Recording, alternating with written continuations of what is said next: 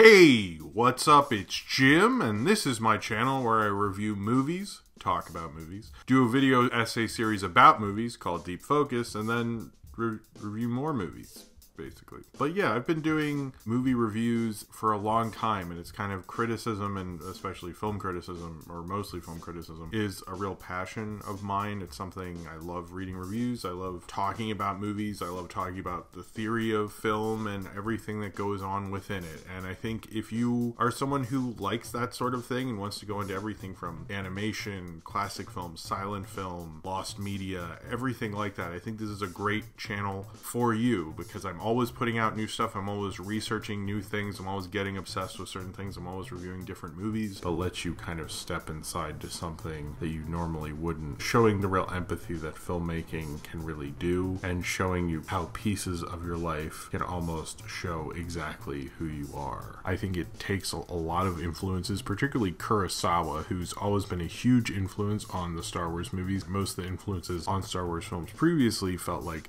the black and white Kurosawa, which was more of the Kurosawa that influences Lucas when he was growing up. And since clearly Rian Johnson saw things like Ran, which, you know, Lucas helped pay for, and a lot of the Kurosawa films that Lucas helped get wider releases or talk to distributors to make sure Kurosawa wasn't forgotten or something, seems to have actually ended up influencing a Star Wars film. And you're not sure what is up and what is down, and you realize, like, you're not thinking about the art of cinema, you're not thinking about how maybe a film for children should show them something about role models or the importance of something. You don't care because there's a monster in a fucking truck, and this is here to have a good time and show you that America can do some things great, and the things we can do great are monsters in trucks, which was fucking filmed in Canada. Wait, whether it's through various series I have going on at the time, or through my movie review vote, which is picked from my Patreon, I'm always kind of pushing myself in new directions and trying to make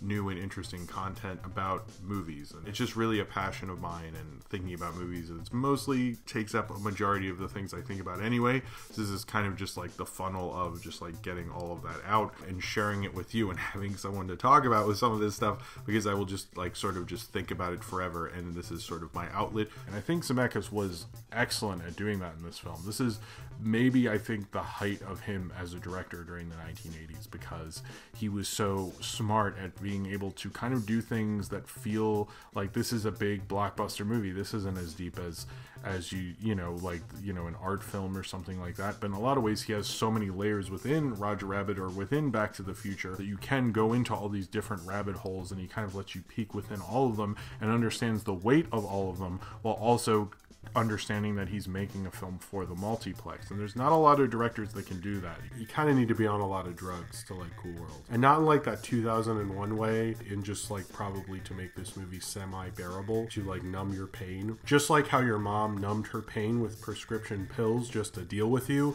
That's kind of how you have to deal with Cool World. Since we have sat through 17 years of X-Men movies, and we see this older guy, and he's weary of the world and weary of what he's done, versus the other films, even though we've seen him go on all these adventures, makes this one feel sadder, makes it feel like almost like maybe in a way you could say the perception of him doing violence has changed with his age. Like, he understands how it means more. I also have a weekly movie editorial show called Movie Crap. It's a show where I talk about movie news that I want to talk about, or there's something that's going on with film that's a little more topical, and I can go into that and my thoughts about it. I also have a monthly series I do, which is a little different. They're kind of like little short films. It's called my journal series, where every day throughout a month I take at least a video a day of just my life, or things I see, or just being a dad with my daughter and all that stuff, and I put it together, which are kind of cool. You can see like what my life's like around New York City, Brooklyn, and also just kind of cool stuff I notice throughout the month or see, or things like that. They're like little short films, kind of like chronicling my life, I guess, in a little bit of a way. And then finally is my video video essay series called Deep Focus, where I dive into a various film theory or film history topic. I've talked about everything from a MacGuffin